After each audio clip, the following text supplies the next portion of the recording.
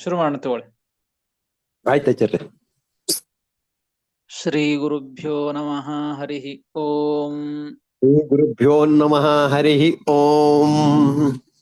ನಾರಾಯಣಾಯ ಪರಿಪೂರ್ಣ ಗುಣಾರ್ಣವಾಯ ನಾರಾಯಣಾಯ ಪರಿಪೂರ್ಣ ಗುಣಾರ್ಣವಾಯ ವಿಶ್ವೋದಯ ಸ್ಥಿತಿಲಯೋನ್ನಿಯತಿಪ್ರದಾಯ ಬೋಧಯ ಸ್ಥಿತಿ ಲಯ ನಿಯತಿ ಪ್ರದಾಯ ಜ್ಞಾನಪ್ರದಾಯ ವಿಬುಧಾಸುರಸೌಖ್ಯ ದುಃಖ ಜ್ಞಾನಪ್ರದಾಯ ವಿಬುಧಾಸುರ ಸೌಖ್ಯ ದುಃಖ ತತ್ಕಾರಣಾಯ ವಿತತಾಯ ನಮೋ ನಮಸ್ತೆ. ತತ್ಕಾರಣಾಯ ವಿತತಾಯ ನಮೋ ನಮಸ್ತೆ. ಕೇಶವಾಗ್ಜಾಡ್ಯಮಲಾಪಹಂತ್ರಿ ಕೇಶವಾಗ್ಯಾಡ್ಯ ಮಲಾಪಹಂತ್ರಿ ನವಂ ನವಂ ಸ್ಪಷ್ಟ ಸುವಾಕ್ಪ್ರದಾಯಿನಿ ನವಂ ನವಂ ಸ್ಪಷ್ಟ ಸುವಾಕ್ಪ್ರದಾಯಿನಿ ಇಹ ಜಿಹ್ವಾಗ್ರ ಸುರಂಗ ನರ್ತಕಿ ಮಹೇ ಮಮೇಹ ಜಿಹ್ವಾಗ್ರ ಸುರಂಗ ನರ್ತಕಿ ಪ್ರಸನ್ನಾ ವದನೆ ಚ ಮೇ ಶ್ರೀಃ ಭವ ಪ್ರಸನ್ನಾ ವದನೆ ಚ ಮೇ ಶ್ರೀಃ ಅಭ್ರಮಂ ಭಂಗರಹಿತಂ ಅಜಡಂ ವಿಮಲಂ ಸದಾ ಅಭ್ರಮಂ ಭಂಗರಹಿತಂ ಅಜಡಂ ವಿಮಲಂ ಸದಾ ಆನಂದತೀರ್ಥಮತುಲಂ ಭಜೆ ತಾಪತ್ರಯಾಪಹಂ ಆನಂದತೀರ್ಥಮತುಲಂ ಭಜೆ ತಾಪತ್ರಯಾಪಹಂ ಯಸ್ಯ ವಾಕ್ಕಾಮಧೇನುರ್ನಃ ಕಾಮಿತಾರ್ಥಾನ್ ಪ್ರಯಚ್ಛತಿ ಯಸ್ಯ ವಾಕ್ಕಾಮಧೇನುರ್ನಃ ಕಾಮಿತಾರ್ಥಾನ್ ಪ್ರಯಚ್ಛತಿ ಏವೇತಂ ಜಯ ಯೋಗೀಂದ್ರಂ ಕಾಮಬಾಣಚ್ಛಿದಂ ಸದಾ ದೇವೇ ತಂ ಜಯ ಯೋಗೀಂದ್ರಂ ಕಾಮಬಾಣಚ್ಛಿದಂ ಸದಾ ಪೂಜ್ಯಾಯ ರಾಘವೇಂದ್ರಾಯ ಸತ್ಯಧರ್ಮರತಾಯ ಚ ಪೂಜ್ಯಾಯ ರಾಘವೇಂದ್ರಾಯ ಸತ್ಯಧರ್ಮರತಾಯ ಚ ಭಜತಾಂ ಕಲ್ಪವೃಕ್ಷಾಯ ನಮತಾಂ ಕಾಮಧೇನವೇ ಭಜತಾಂ ಕಲ್ಪವೃಕ್ಷಾಯ ನಮತಾಂ ಕಾಮಧೇನವೇ ಸತ್ಯಾಭಿಘ್ನಕರಾಬ್ಜೋತ್ಥಾನ್ ಪಂಚಾಶದ್ವರ್ಷಪೂಜಕಾನ್ ಸತ್ಯಾಭಿಘ್ನಕರಾಬ್ಜೋತ್ಥಾನ್ ಪಂಚಾಶದ್ವರ್ಷ ಪೂಜಕಾನ್ ಸತ್ಯಪ್ರಮೋದತೀರ್ಥಾರ್ಯಾನ್ ನೌಮಿನ್ಯಾಯ ಸುಧಾರತಾನ್ ಸತ್ಯಪ್ರಮೋದತೀರ್ಥಾರ್ಯಾನ್ ನೌಮಿ ನ್ಯಾಯ ಸುಧಾರತಾನ್ ಆಪಾದಮೌಲಿಪರ್ಯಂತಂ ಗುರುಣಾಂ ಆಕೃತಿಂ ಸ್ಮರೇತ್ ಆಪಾದಮೌಲಿಪರ್ಯಂತಂ ಗುರುಣಾಂ ಆಕೃತಿಂ ಸ್ಮರೇತ್ ನ ವಿಘ್ನಾಃ ಪ್ರಣಶ್ಯಂತಿ ಸಿದ್ಧ್ಯಂತಿ ಚ ಮನೋರಥಾಃ ತೇನ ವಿಘ್ನಾಃ ಪ್ರಣಶ್ಯಂತಿ ಸಿದ್ಧ್ಯಂತಿ ಚ ಮನೋರಥಾಃ. ಶ್ರೀ ಗುರುಭ್ಯೋ ನಮಃ ಹರಿ ಓಂ. ಶ್ರೀ ಗುರುಭ್ಯೋ ನಮಃ ಹರಿ ಓಂ. ಶ್ರೀಮನ್ ಮಹಾಭಾರತ ತಾತ್ಪರ್ಯ ನಿರ್ಣಯದ 2ನೇ ಅಧ್ಯಾಯ ಭಾರತ ವಾಕ್ಯೋದ್ಧಾರ. ಈ ಅಧ್ಯಾಯದಲ್ಲಿ ಮಹಾಭಾರತ ಗ್ರಂಥ ಇದು ಉತ್ತಮವಾದಂತಹ ಗ್ರಂಥ, ಉತ್ತಮವಾದಂತಹ ಶಾಸ್ತ್ರ ಅಂತ ಅನ್ಲಿಕ್ಕೆ 2 ಪ್ರಮಾಣಗಳನ್ನ ತಿಳಿಸಿಕೊಟ್ಟು ಶ್ರೀಮದಾಚಾರ್ಯರು. ಮಾರ್ಕಂಡೇಯ ಪುರಾಣ ಒಂದು, ಹಿಂದೆ ಬ್ರಹ್ಮಾಂಡ ಪುರಾಣ ಮತ್ತು ಮಾರ್ಕಂಡೇಯ ಪುರಾಣದ ಒಂದು ಪ್ರಮಾಣವನ್ನು ಕೊಟ್ಟು ಮಹಾಭಾರತ ಅನೇಕ ರೀತಿಯಿಂದ ಉತ್ತಮ ಎಂಬುದನ್ನ ತಿಳಿಸಿಕೊಂಡು ಬರ್ತಾ ಇದ್ದಾರೆ. ಈಗ ಮತ್ತೊಂದು ಪುರಾಣದ ವಚನವನ್ನ ಕೊಟ್ಟು ಮಹಾಭಾರತ ಗ್ರಂಥ ಇದು, ಶಾಸ್ತ್ರ ಇದು ಉತ್ತಮವಾದಂತಹ ಶಾಸ್ತ್ರ, ಎಲ್ಲ ಶಾಸ್ತ್ರಗಳಿಗಿಂತಲೂ ಉತ್ತಮ ಎಂಬುದನ್ನ ತಿಳಿಸಿಕೊಡ್ತಾ ಇದ್ದಾರೆ. ಪುರಾಣಾಂತರೇಣಾಪಿ ಉತ್ತಮತ್ವಂ ಉಪಪಾದಯತಿ. ಮತ್ತೊಂದು ಪುರಾಣದಿಂದಲೂ ಕೂಡ ಉತ್ತಮತ್ವವನ್ನ ಉಪಪಾದನೆ ಮಾಡ್ತಾ ಇದ್ದಾರೆ. 53ನೆಯ ಶ್ಲೋಕ. ವಾಯು ಪ್ರೋಕ್ತೇಪಿ ತತ್ ಪ್ರೋಕ್ತಂ ವಾಯು ಪ್ರೋಕ್ತೇಪಿ ತತ್ ಪ್ರೋಕ್ತಂ ಭಾರತಸ್ಯ ಪ್ರಶಂಸನಂ ಭಾರತಸ್ಯ ಪ್ರಶಂಸನಂ ಕೃಷ್ಣದ್ವೈಪಾಯನಂ ವ್ಯಾಸಂ ಕೃಷ್ಣದ್ವೈಪಾಯನಂ ವ್ಯಾಸಂ ವಿದ್ಧಿ ನಾರಾಯಣಂ ಪ್ರಭುಂ ವಿದ್ಧಿ ನಾರಾಯಣಂ ಪ್ರಭುಂ ಕೋ ಹ್ಯನ್ಯ ಪುಂಡರೀಕಾಕ್ಷಾತ್ ಕೋಹನ್ಯ ಪುಂಡರೀಕಾಕ್ಷಾತ್ ಕೋ ಹ್ಯನ್ಯ ಪುಂಡರೀಕಾಕ್ಷಾತ್ ಕೋಹ್ಯನ್ಯ ಪುಂಡರೀಕಾಕ್ಷಾತ್ ಮಹಾಭಾರತ ಕೃದ್ ಭವೇತ್ ಮಹಾಭಾರತ ಕೃತ್ ಭವೇತ್ ವಾಯು ಪ್ರೋಕ್ತೇಪಿ ತತ್ ಪ್ರೋಕ್ತಂ ಭಾರತಸ್ಯ ಪ್ರಶಂಸನಂ ಕೃಷ್ಣದ್ವೈಪಾಯನಂ ವ್ಯಾಸಂ ವಿದ್ಧಿ ನಾರಾಯಣಂ ಪ್ರಭುಂ ಕೋ ಹ್ಯನ್ಯ ಪುಂಡರೀಕಾಕ್ಷಾತ್ ಮಹಾಭಾರತ ಕೃದ್ ಭವೇತ್ ಎಂಬುದಾಗಿ 53ನೆಯ ಶ್ಲೋಕ. ಪದವಿಭಾಗ. ವಾಯುಪ್ರೋಕ್ತೆ ಅಪಿ ತತ್ ಪ್ರೋಕ್ತಂ ಭಾರತಸ್ಯ ಪ್ರಶಂಸನಂ ಕೃಷ್ಣದ್ವೈಪಾಯನಂ ವ್ಯಾಸಂ ವಿದ್ಧಿ ನಾರಾಯಣಂ ಪ್ರಭುಂ ಕಹ ಹಿ ಅನ್ಯಃ ಪುಂಡರೀಕಾಕ್ಷಾತ್ ನಮಸ್ಕಾರ. ಮಹಾಭಾರತ ಕೃತ್ ಭವೇತ್ ಎಂಬುದಾಗಿ ಪದವಿಭಾಗ. ವಾಯುಪ್ರೋಕ್ತೇಪಿ ತತ್ ಪ್ರೋಕ್ತಂ ಭಾರತಸ್ಯ ಪ್ರಶಂಸನಂ. ವಾಯುಪುರಾಣದಲ್ಲಿ ಹೇಳಿದಂತಹ ಒಂದು ವಿಚಾರ ಅಂದ್ರೆ ಭಾರತಸ್ಯ ಪ್ರಶಂಸನಂ.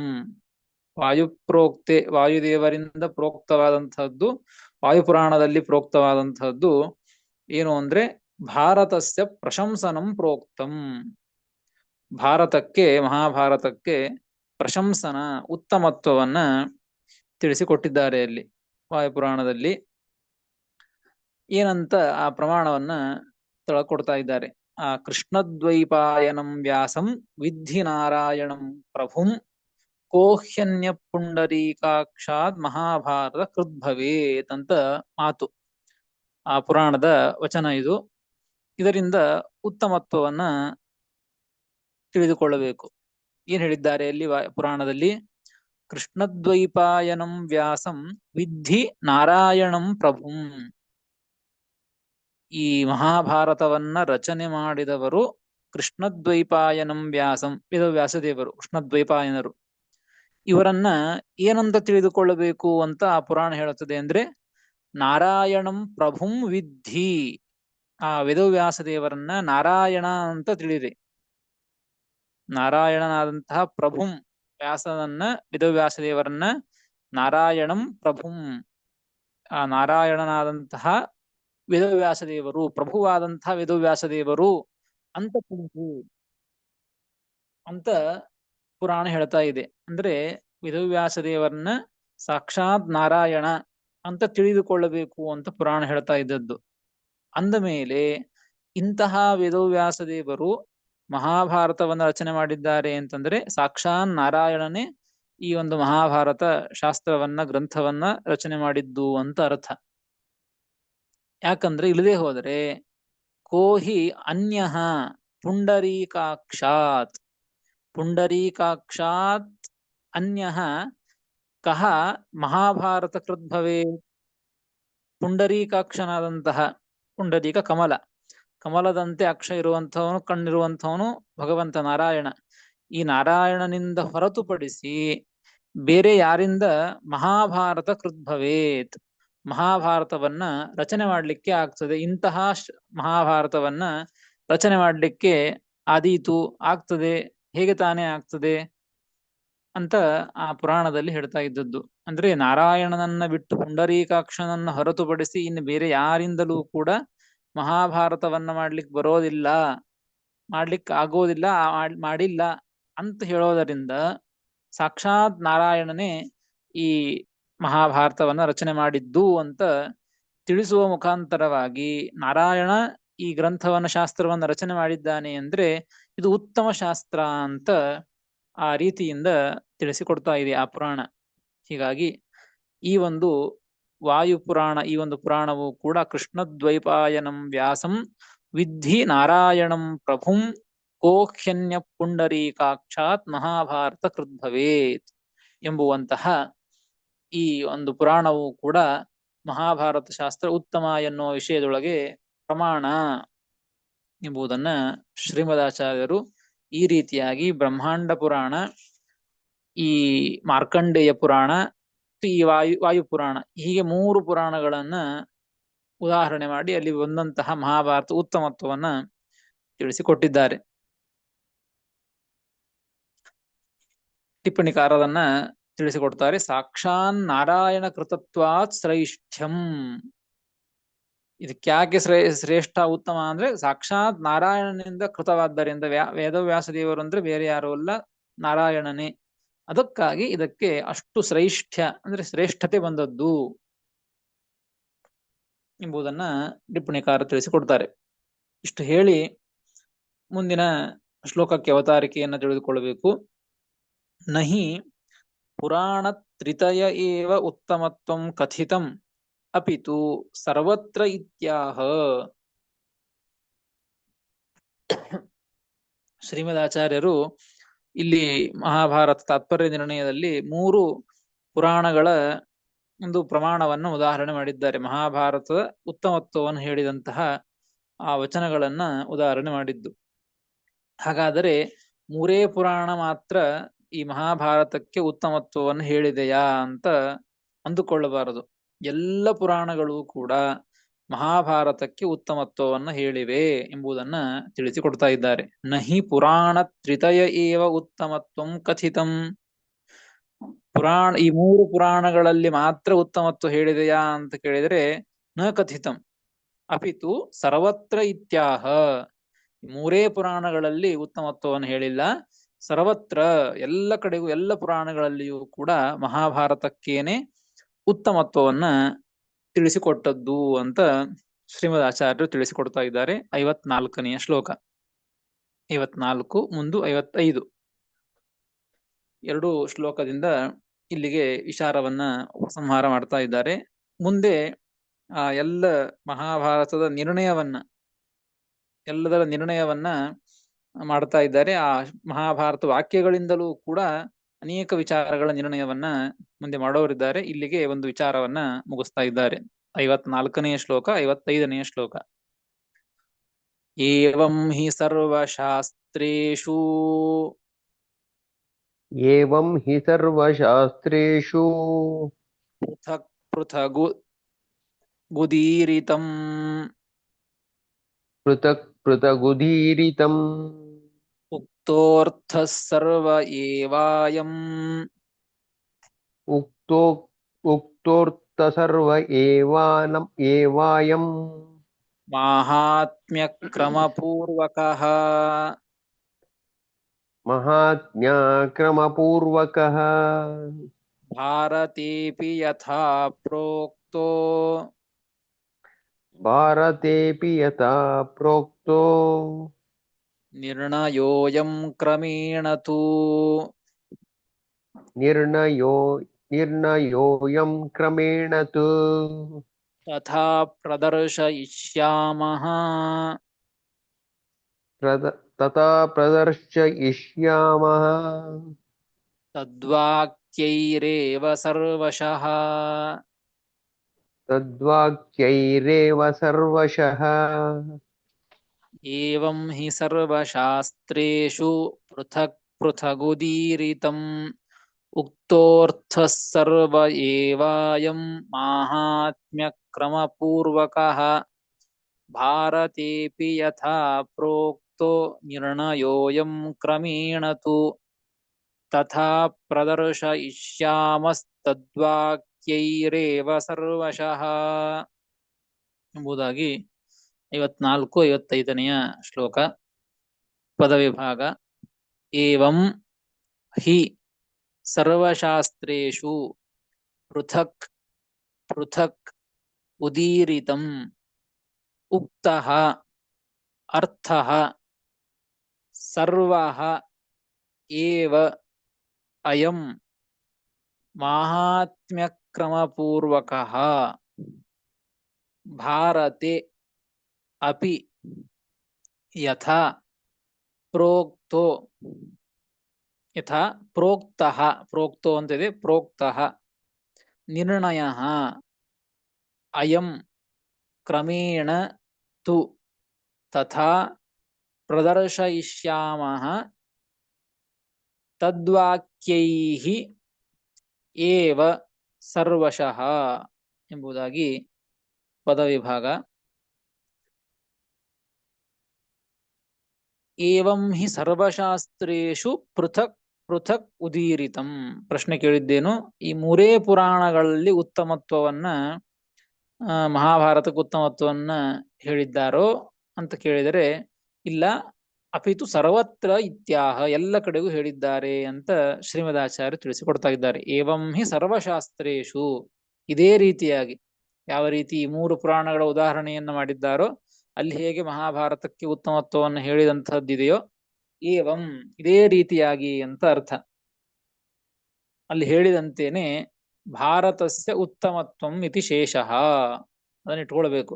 ಭಾರತಕ್ಕೆ ಉತ್ತಮತ್ವವನ್ನ ಏನ್ ಹೇಳಿದ್ದಾರೋ ಅದನ್ನೇ ಸರ್ವಶಾಸ್ತ್ರೇಷು, ಎಲ್ಲ ಶಾಸ್ತ್ರಗಳಲ್ಲಿಯೂ ಕೂಡ ಎಲ್ಲ ಪುರಾಣಗಳಲ್ಲಿಯೂ ಕೂಡ ಪೃಥಕ್ ಪೃಥಕ್ ಉದೀರಿತಂ, ಪ್ರತ್ಯೇಕವಾಗಿ ಪ್ರತಿಯೊಂದು ಪುರಾಣಗಳಲ್ಲಿಯೂ ಪ್ರತಿಯೊಂದು ಶಾಸ್ತ್ರಗಳಲ್ಲಿಯೂ ಕೂಡ ಮಹಾಭಾರತಕ್ಕೆ ಉತ್ತಮತ್ವವನ್ನ ಉದೀರಿತಂ ಹೇಳಿದ್ದಾರೆ, ಹೇಳಲ್ಪಟ್ಟಿದೆ. ನ ಕೇವಲಂ ಸರ್ವಶಾಸ್ತ್ರೇಷು ಭಾರತೋತ್ತಮತ್ವಂ ಉಚ್ಯತೆ ಅಪಿತು ಮದುಕ್ತ ನಿರ್ಣಯೋಪಿ ಉಚ್ಯತೆ ಇತ್ಯಾಹ ಉಕ್ತ ಇತಿ. ಏನ್ ಹೇಳಿದ್ದು ಶ್ರೀಮದಾಚಾರ್ಯರೀಗ ಮೊದಲು ಎರಡು ಪಾದಗಳಿಂದ ಎಲ್ಲ ಶಾಸ್ತ್ರಗಳಲ್ಲಿ ಮಹಾಭಾರತಕ್ಕೆ ಉತ್ತಮತ್ವವನ್ನ ಹೇಳಿದೆ, ಎಲ್ಲಾ ಪುರಾಣಗಳು ಎಲ್ಲಾ ಶಾಸ್ತ್ರಗಳಲ್ಲಿಯೂ ಕೂಡ. ಅಷ್ಟೇ ಅಲ್ಲ, ಬರೀ ಉತ್ತಮತ್ವವನ್ನು ಅಷ್ಟೇ ಹೇಳೋದಲ್ಲ, ಅಪಿತು ಮದುಕ್ತ ನಿರ್ಣಯೋಪಿ ಉಚ್ಯತೆ. ಏನು ಶ್ರೀಮದಾಚಾರ್ಯರು ನಿರ್ಣಯವನ್ನ ಹೇಳ್ತಾ ಇದ್ದಾರೆ ಈಗ. ಭಗವಂತನೇ ಉತ್ತಮ, ಭಗವಂತನೇ ಸರ್ವೋತ್ತಮತ್ವ ಇದೆ, ತಾರತಮ್ಯ ಇದೆ, ಮುಖ್ಯ ಪ್ರಧಾನವಾಗಿ ಹೇಳ್ತಾ ಇದ್ದದ್ದು. ಹೀಗೆ ಅನೇಕ ವಿಚಾರಗಳನ್ನು ಏನು ಶ್ರೀಮದಾಚಾರ್ಯರು ಇಲ್ಲಿ ಹೇಳ್ತಾ ಇದ್ದಾರೆ, ನಿರ್ಣಯವನ್ನ ಮಾಡ್ತಾ ಇದ್ದಾರೋ ಎಲ್ಲ ವಿಚಾರಗಳು ಕೂಡ ಎಲ್ಲ ಪುರಾಣಗಳಲ್ಲಿ ಎಲ್ಲ ಶಾಸ್ತ್ರಗಳಲ್ಲಿ ಬಂದಿವೆ.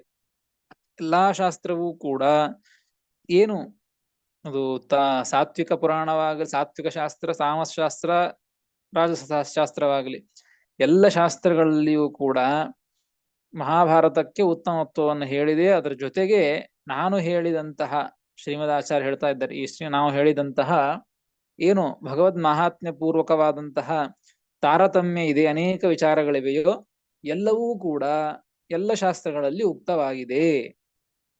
ಅದನ್ನೇ ಉಕ್ತೋರ್ಥ ಸರ್ವ ಏವ ಅಯಂ, ನೋಡ ಅರ್ಥ ಸರ್ವ ಏವ ಅಯಂ ಅರ್ಥ, ಎಲ್ಲ ಅರ್ಥವು ಎಂತ ಅರ್ಥ, ಮಹಾತ್ಮ್ಯ ಕ್ರಮಪೂರ್ವಕಃ, ಮಹಾತ್ಮ್ಯವೇ ಈ ಕ್ರಮವೇ ಪೂರ್ವವಾಗಿ ಉಳ್ಳಂತಹದ್ದು. ಅಂದ್ರೆ ಭಗವಂತನ ಸರ್ವೋತ್ತಮತ್ವನೇ ಒಂದು ಮಹಾತ್ಮ್ಯ. ಆ ಸರ್ವೋತ್ತಮತ್ವ, ತಾರತಮ್ಯ, ಹೀಗೆ ಏನು ಜಗತ್ ಸತ್ಯ, ಈ ಪ್ರಧಾನವಾದಂತಹ ಏನು ವಿಚಾರಗಳಿವೆಯೋ ಇವು ನಿರ್ಣಯ ಮಾಡಿ ಹೇಳಿದ್ದು. ಈ ಎಲ್ಲ ವಿಚಾರಗಳು ಕೂಡ ಸರ್ವ ಏವ ಅಯಂ ಅರ್ಥ, ಎಲ್ಲ ವಿಚಾರಗಳು ಕೂಡ ಉಕ್ತಃ, ಎಲ್ಲಿ ಸರ್ವಶಾಸ್ತ್ರೇಷು ಅಂತ ಇಟ್ಕೋಬೇಕು. ಸರ್ವಶಾಸ್ತ್ರೇಷು ಉಕ್ತಃ ಅಂತರ್ಥ. ಸರ್ವಶಾಸ್ತ್ರೇಷು ಉಕ್ತಃ ಪ್ರೋಕ್ತಃ ಅಸ್ತಿ, ಎಲ್ಲವೂ ಹೇಳಲ್ಪಟ್ಟಿದೆ ಎಲ್ಲಾ ಶಾಸ್ತ್ರಗಳಲ್ಲಿ. ಅಜ್ಞಾನಿಗಳಿಗೆ ಮೋಹನ ಮಾಡುವ ಸಲುವಾಗಿ ಹೆಚ್ಚಿನದಾಗಿ ತಾಮಸ ಪುರಾಣದಲ್ಲಿ, ರಾಜಸ ಪುರಾಣಗಳಲ್ಲಿ ರಾಜಸವಾದಂತಹ ವಿಚಾರಗಳನ್ನ, ತಾಮಸವಾದಂತಹ ವಿಚಾರಗಳನ್ನ ಹೇಳಿರ್ತಾರೆ. ಆದರೆ ಅಲ್ಲಿಯೂ ಕೂಡ ಆ ಶಾಸ್ತ್ರಗಳಲ್ಲಿಯೂ ಕೂಡ ಭಗವತ್ ಸರ್ವೋತ್ತಮತ್ವ, ತಾರತಮ್ಯ, ಜಗತ್ ಸತ್ಯ ಏನು ಮೂಲ ಸಿದ್ಧಾಂತ ನಿರ್ಣಯವನ್ನ ಹೇಳಿದ್ದಾರೆ ಶ್ರೀಮದಾಚಾರ್ಯರು, ಎಲ್ಲವನ್ನೂ ಕೂಡ ಆ ಶಾಸ್ತ್ರಗಳು ಹೇಳಿವೆ. ನ ಕೇವಲಂ ಅಯಮರ್ಥಃ ಸರ್ವಶಾಸ್ತ್ರೇಷು ಉಕ್ತಃ ಅಪಿತು ಭಾರತೇಪಿ ಕಥಿತಃ ಇತ್ಯಾಹ. ನೋಡಿ, ಇಲ್ಲಿಗೆ ಈ 54ನೇ ಶ್ಲೋಕದಿಂದ ಇಷ್ಟು ಅರ್ಥವನ್ನ ತಿಳಿಸಿಕೊಟ್ರು. ಈ ಶ್ಲೋಕದ ಅರ್ಥ ಏನು, ಎಲ್ಲ ಶಾಸ್ತ್ರಗಳಲ್ಲಿ ಭಾರತಕ್ಕೆ ಉತ್ತಮತ್ವ ಹೇಳಲ್ಪಟ್ಟಿದೆ, ಪ್ರತ್ಯೇಕವಾಗಿ. ಅಷ್ಟೇ ಅಲ್ಲ, ಎಲ್ಲ ಶಾಸ್ತ್ರಗಳಲ್ಲಿಯೂ ನಾನು ನಿರ್ಣಯವನ್ನ ಮಾಡುವಂಥ ವಿಚಾರಗಳು ಹೇಳಲ್ಪಟ್ಟಿವೆ. ಇದು ಒಂದು. ಇದು ಅಷ್ಟೇ ಅಲ್ಲ, ಅಂದ್ರೆ ಎಲ್ಲಾ ಶಾಸ್ತ್ರಗಳಲ್ಲಿ ಮಾತ್ರ ನಾನು ಹೇಳಿದಂತಹ ನಿರ್ಣಯವು ಹೇಳಲ್ಪಟ್ಟಿದೆ ಇಷ್ಟೇ ಅಲ್ಲ, ಈ ಮಹಾಭಾರತದಲ್ಲಿಯೂ ಕೂಡ ನಾನು ಹೇಳಿದಂತಹ ನಿರ್ಣಯವು ಹೇಳಲ್ಪಟ್ಟಿದೆ. ಮಹಾಭಾರತದಲ್ಲಿಯೇ ಬಂದ್ಬಿಟ್ಟಿದೆ ಎಲ್ಲ. ನಾ ಏನ್ ನಿರ್ಣಯ ಮಾಡ್ತಾ ಇದ್ದದ್ದು, ನಿರ್ಣಯ ಮಾಡ್ಲಿಕ್ಕೆ ಹೊಂಟದ್ದು ಎಲ್ಲವೂ ಕೂಡ ಮಹಾಭಾರತದಲ್ಲಿ ಬಂದದ್ದೇ. ಆ ಮಹಾಭಾರತದಲ್ಲಿ ಬಂದದ್ದನ್ನೇ ತೆಗೆದುಕೊಂಡು ಅದರಿಂದಲೇ ನಿರ್ಣಯವನ್ನ ಮಾಡ್ತಾ ಇದ್ದದ್ದು. ಹಿಂದೂ ಒಂದು ಬಾರಿ ಇದನ್ನು ಹೇಳಿದ್ದಾರೆ, ಮಹಾಭಾರತ ವಾಕ್ಯಗಳಿಂದಲೇನೆ ಮಹಾಭಾರತದ ನಿರ್ಣಯವನ್ನ ಮಾಡೋದು ಅಂತ. ಬೇರೆ ಶಾಸ್ತ್ರಗಳಿಂದಲೂ ಕೂಡ ನಿರ್ಣಯವನ್ನ ಮಾಡುತ್ತದೆ. ಮುಖ್ಯವಾಗಿ ಮಹಾಭಾರತದ ವಾಕ್ಯಗಳಿಂದಲೇನೆ ಎಲ್ಲ ಶಾಸ್ತ್ರಗಳ ನಿರ್ಣಯವನ್ನ, ಮಹಾಭಾರತದ ನಿರ್ಣಯವನ್ನು ಕೂಡ ಮಾಡ್ತಾ ಇದ್ದದ್ದು ಅಂತ ಈ ಅಧ್ಯಾಯದ ಪ್ರಾರಂಭದಲ್ಲಿ ಬಂದಿದೆ. ಮತ್ತೊಂದು ಬಾರಿ ಇಲ್ಲಿ ಮುಗಿಸ್ತಾ ಇದ್ದಾರೆ ಹೇಳಿ ನೋಡಿ. 55ನೇ ಶ್ಲೋಕ. ಭಾರತೇಪಿ ಯಥಾ ಪ್ರೋಕ್ತೋ ನಿರ್ಣಯೋಯಂ ಕ್ರಮೇಣತು ತಥಾ ಪ್ರದರ್ಶಯಿಷ್ಯಾಮಃ ತದ್ವಾಕ್ಯೈರೇವ ಸರ್ವಶಃ. ಸಕಲ ಶಾಸ್ತ್ರಾರ್ಥಂ ಪುರಾಣವಾಕ್ಯೈಃ ಅಭಿಹಿತಂ ಇತಿ ಅನೂದ್ಯ ಭಾರತೆ ಅಯಮರ್ಥಃ ಉಕ್ತಃ ಇತ್ಯುಕ್ತಂ ಸೋರ್ಥಃ ಕಥಂ ಜ್ಞಾಯತೆ ಇತ್ಯಾಶಂಕಾಂ ಪರಿಹರನ್ ಭಾರತವಾಕ್ಯಾನಿ ಸಂದಿಗ್ಧಾನಿ ಭಾರತವಾಕ್ಯೈರೇವ ನಿರ್ಣೀಯಂತೆ ಇತ್ಯುಕ್ತ ಪ್ರತಿಜ್ಞಾಂ ವ್ಯವಹಿತತ್ವಾತ್ ಸ್ಮಾರಯತಿ ಯಥೇತಿ. ಯಥಾ ಪ್ರೋಕ್ತಃ ಭಾರತೆ ಯಥಾ ಪ್ರೋಕ್ತಃ, ಮಹಾಭಾರತ ಶಾಸ್ತ್ರದಲ್ಲಿ, ವೇದವ್ಯಾಸದೇವ ರಚನೆ ಮಾಡಿದಂತಹ ಶಾಸ್ತ್ರದಲ್ಲಿ ಏನು ಹೇಳಲ್ಪಟ್ಟಿದೆಯೋ, ನಿರ್ಣಯ ಅಯಂ ನಿರ್ಣಯ ಪ್ರೋಕ್ತಃ, ಏನು ನಿರ್ಣಯವನ್ನ ಹೇಳಿದ್ದಾರೋ, ತಥಾ ಅದೇ ರೀತಿಯಾಗಿ ತದ್ವಾಕ್ಯೈರೇವ, ಆ ಮಹಾಭಾರತ ವಾಕ್ಯಗಳಿಂದಲೇನೆ ಸರ್ವಶಃ ಪ್ರದರ್ಶಯಿಷ್ಯಾಮಃ, ಆ ನಿರ್ಣಯವನ್ನ ತಿಳಿಸಿಕೊಡ್ತೇವೆ, ತೋರಿಸಿಕೊಡ್ತೇವೆ. ಸೋಯಂ ನಿರ್ಣಯ ಭಾರತೇಪಿ ಯಥಾ ಏನ ಪ್ರಕಾರೇಣ ಪ್ರೋಕ್ತಃ ತಥಾ ಸರ್ವಶಃ ತಂ ಪ್ರಕಾರಂ ತದ್ವಾಕ್ಯೈರೇವ ಭಾರತವಾಕ್ಯೈರೇವ ಪ್ರದರ್ಶಯಿಷ್ಯಾಮಃ ಅಂತ ಶ್ರೀಮದಾಚಾರ್ಯ ಹೇಳ್ತಾ ಇದ್ದಾರೆ. ಮಹಾಭಾರತದಲ್ಲಿಯೇನೆ, ವೇದವ್ಯಾಸದೇವ ರಚನೆ ಮಾಡಿದಂತಹ ಮಹಾಭಾರತದಲ್ಲಿಯೇನೆ ನಿರ್ಣಯವನ್ನ ಹೇಳಿದ್ದಾರೆ. ಅದನ್ನ ಹೇಗೆ ತಿಳಿದುಕೊಳ್ಳೋದು ಹೇಗೆ? ಅದಕ್ಕಾಗಿ ಕೆಲವು ಸಂದಿಗ್ಧವಾದ್ದರಿಂದ ಹಿಂದೆ ಬಂದಿದೆ, ಕೆಲವು ವ್ಯತ್ಯಸ್ತವಾದ್ದರಿಂದ, ಕೆಲವು ಪ್ರಾರಂಭದಲ್ಲಿ ಇದ್ದದ್ದು ಅನೇಕ ವ್ಯತ್ಯಾಸವಾಗಿವೆ.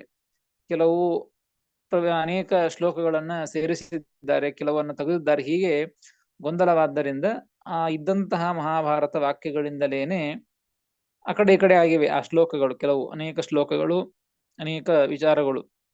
ಹೀಗಾಗಿ ಅವುಗಳನ್ನ ಇಟ್ಟುಕೊಂಡೇನೆ ಈ ನಿರ್ಣಯವನ್ನ, ಅದರಲ್ಲಿ ನಿರ್ಣಯ ಇದ್ದದ್ದು, ಹೀಗಾಗಿ ಅದರಿಂದಲೇನೆ ನಿರ್ಣಯವನ್ನ ಮಾಡ್ತೇವೆ, ಅದನ್ನು ತೋರಿಸ್ತೇವೆ ಅಂತ ಹೇಳಿದ್ದು. ನೋಡು, ಮಾಡ್ತೇವೆ ಅನ್ನೋಕ್ಕಿಂತಲೂ ಕೂಡ ಶ್ರೀಮದಾಚಾರ್ಯರು ಇಲ್ಲಿ ತಥಾ ಪ್ರದರ್ಶಯಿಷ್ಯಾಮಃ ತದ್ವಾಕ್ಯೈರೇವ ಸರ್ವಶಃ, ಮಹಾಭಾರತ ವಾಕ್ಯಗಳಿಂದಲೇನೆ, ಮಹಾಭಾರತದಲ್ಲಿಯೇನೆ ನಿರ್ಣಯ ಬಂದಿದೆ, ಆ ವಾಕ್ಯಗಳಿಂದಲೇನೆ ಆ ನಿರ್ಣಯವನ್ನ ತೋರಿಸ್ತೇವೆ. ಹೆಚ್ಚಿಂದ ಹೇಳೋದು ಅಂತ ಹೇಳ್ತಾ ಇಲ್ಲ, ಆ ಇದ್ದ ನಿರ್ಣಯವನ್ನೇ ತೋರಿಸ್ತೇವೆ. ಹೆಚ್ಚಿನದಾಗಿ ನಿರ್ಣಯವನ್ನು ಅನೇಕ ವಿಚಾರಗಳಿಂದ ನಾವು ಹೇಳ್ತೇವೆ. ಅದರ ಜೊತೆಗೆ ಇಲ್ಲಿ ಹೇಳ್ತಾ ಇದ್ದದ್ದು ಅದರಿಂದಲೇನೆ ತೋರಿಸ್ತೇವೆ. ಮಹಾಭಾರತ ವಾಕ್ಯಗಳಲ್ಲಿಯೇನೆ ನಿರ್ಣಯ ಬಂದಿದೆ, ಆ ವಾಕ್ಯಗಳಿಂದಲೇ ನಿರ್ಣಯವನ್ನ ತೋರಿಸ್ತೇವೆ ಎಂಬುದನ್ನ ಶ್ರೀಮದಾಚಾರ್ಯರು ತಿಳಿಸಿಕೊಡ್ತಾ ಇದ್ದಾರೆ. ಯದ್ವಾ ಸರ್ವ ಏವ ಅಯಂ ಮಹಾತ್ಮ್ಯ ಕ್ರಮಪೂರ್ವಕಃ, ಅಂದ್ರೆ ಮಹಾತ್ಮ್ಯಂ ಮಹಿಮಾ ಶಾಸ್ತ್ರೇ ಪ್ರೋಕ್ತಃ ತಥಾ ಭಾರತೆ ಅಪಿ ಯಥಾಕ್ರಮೇಣ ಅಯಂ ನಿರ್ಣಯ ಪ್ರೋಕ್ತಃ ತಥಾ. ಏನ್ ಹೇಳ್ತಾರೆ, ಏನ್ ನಿರ್ಣಯ ಮಾಡ್ತಾರೆ ಅಂದ್ರೆ ಮಹಾತ್ಮ್ಯ ಕ್ರಮಪೂರ್ವಕಃ ಅಂತ ಹಿಂದಿನ ಶ್ಲೋಕದಿಂದ ಇಟ್ಕೊಳ್ಬೇಕು. ಮಹಾತ್ಮ್ಯ ಕ್ರಮಪೂರ್ವಕಃ, ಭಗವಂತನ ಉತ್ತಮತ್ವ ಮಹಾತ್ಮ್ಯ, ಇದೇ ಮಹಾತ್ಮ್ಯ. ಭಗವಂತ ಸರ್ವೋತ್ತಮ ಎಂಬುವಂತಹದ್ದು. ಭಗವಂತ ಜಗತ್ ಸೃಷ್ಟಿಯಾದಿಕರ್ತ ಮತ್ತು ಅನೇಕ ವಿಚಾರಗಳು, ತಾರತಮ್ಯ, ಜಗತ್ಸಿತ್ಯ, ಅನೇಕ ಪ್ರಧಾನ ಎಲ್ಲ ವಿಚಾರಗಳು ಕೂಡ ಮಹಾಭಾರತದಲ್ಲಿಯೇನೆ ಬಂದಿವೆ. ಅಂತಹ ಭಾರತ ವಾಕ್ಯಗಳಿಂದಲೇನೆ ಭಾರತೇಪಿ ಯಥಾಕ್ರಮೇಣ ಅಯಂ ನಿರ್ಣಯ, ಕ್ರಮವಾಗಿ ಅದಕ್ಕೆ ಅನುಗುಣವಾಗಿ ಆ ನಿರ್ಣಯವನ್ನ ಹೇಳಿದ್ದನ್ನ ತೋರಿಸಿಕೊಡ್ತೇವೆ ಮಹಾಭಾರತ ವಾಕ್ಯಗಳಿಂದಲೇನೆ ಎಂಬುದಾಗಿ ಶ್ರೀಮದ್ ಆಚಾರ್ಯರು ಇಷ್ಟು ಪ್ರತಿಜ್ಞೆಯನ್ನ ಮಾಡುವ ಮುಖಾಂತರವಾಗಿ ಮುಂದೆ ಆ ಮಹಾಭಾರತ ಶ್ಲೋಕಗಳನ್ನ ಉದಾಹರಣೆಯನ್ನ ಮಾಡಿಕೊಳ್ತಾ ಆ ಮಹಾಭಾರತದ ಶ್ಲೋಕಗಳನ್ನೇ ಕೊಡ್ಕೋತ ಹೋಗ್ತಾರೆ. ಮಹಾಭಾರತದ ಪ್ರಾರಂಭದಿಂದ ಆ ಎಲ್ಲ ಶ್ಲೋಕಗಳನ್ನ ಕೊಡ್ತಾ ಅಲ್ಲಿ ಏನು ಸಂದೇಹವಂದ್ರೆ ಏನಾದರೂ ವಿಚಾರಗಳು ಸಂದಿಗ್ಧವಾದಂತಹ ವಿಚಾರಗಳಿದ್ರೆ ಅಂತಹ ವಿಚಾರಗಳು ಬಂದಾಗ ಆ ಮಹಾಭಾರತದಲ್ಲಿ ಇದ್ದಂತಹ ವಾಕ್ಯಗಳನ್ನೇ ಇಲ್ಲಿ ಮಹಾಭಾರತ ತಾತ್ಪರ್ಯ ನಿರ್ಣಯದಲ್ಲಿ ಉದಾಹರಣೆಯನ್ನ ಮಾಡಿ ಅಥವಾ ಬೇರೆ ಶಾಸ್ತ್ರಗಳಿಂದಲೂ ಕೂಡ ಬೇರೆ ಶಾಸ್ತ್ರಗಳಲ್ಲಿ ಏನಾದರೂ ಸಂದೇಹ ಇದ್ದದ್ದನ್ನ ಈ ಮಹಾಭಾರತ ವಾಕ್ಯಗಳಿಂದಲೂ ಕೂಡ ಒಟ್ಟೆಲ್ಲಾ ರೀತಿಯಿಂದ ಮಹಾಭಾರತದಲ್ಲಿರ್ತಕ್ಕಂತಹ ಸಂದೇಹವನ್ನ ಬೇರೆ ಗ್ರಂಥಗಳ ಸಂದೇಹವನ್ನ ಎಲ್ಲವನ್ನೂ ಕೂಡ ಈ ಮಹಾಭಾರತ ವಾಕ್ಯಗಳಿಂದಲೇನೆ ಉದಾಹರಣೆ ಮಾಡಿ ಕೊಟ್ಟು ಎಲ್ಲವನ್ನ ಪರಿಹಾರ ಮಾಡಿ ನಿರ್ಣಯವನ್ನ ಮಾಡ್ತಾ ಇದ್ದಾರೆ. ಆ ಮುಂದೆ ಹೇಗೆ ಯಾವ್ಯಾವ ಶ್ಲೋಕಗಳಿಂದ ಹೇಗೆ ನಿರ್ಣಯವನ್ನ ಮಾಡಿದ್ದಾರೆ ಎಲ್ಲ ಇತಿಹಾಸಗಳನ್ನ ವಿಚಾರಗಳನ್ನ ತಿಳಿಸ್ತಾ ಮುಖ್ಯವಾಗಿ ಪ್ರತಿಯೊಂದು ಪ್ರಧಾನ ಘಟ್ಟಗಳು ಅಂತೇನಿವೆಯೋ ಎಲ್ಲ ಸಂಪೂರ್ಣವಾದಂತಹ ಆ ಕಥಾವನ್ನ ತಿಳಿಸಿಕೊಡೋದಿಲ್ಲ. ಸಂಪೂರ್ಣವಾಗಿ ಕಥೆಯನ್ನು ತಿಳಿಸಿಕೊಟ್ರೂ ಕೂಡ ಮುಖ್ಯವಾಗಿ ಏನೇನಿರ್ತದೋ ಒಂದನ್ನ ಪ್ರಧಾನವಾದದ್ದನ್ನ ಬಿಡದೇನೆ ಎಲ್ಲವನ್ನೂ ಕೂಡ ಹೇಳ್ತಾ ಅವುಗಳಿಗೆ ನಿರ್ಣಯವನ್ನ ಶ್ರೀಮದಾಚಾರ್ಯರು ಮಾಡಿಕೊಂಡು ಹೋಗ್ತಾರೆ. ಅದನ್ನ ನಾಳಿನಿಂದ ಆ ನಿರ್ಣಯವನ್ನ ಎಲ್ಲವನ್ನೂ ಕೂಡ ತಿಳಿದುಕೊಳ್ಳೋಣ ಅಂತ ಹೇಳ್ತೇನೆ. ಶ್ರೀಕೃಷ್ಣಾರ್ಪಣಮಸ್ತು. ಹರಯೇ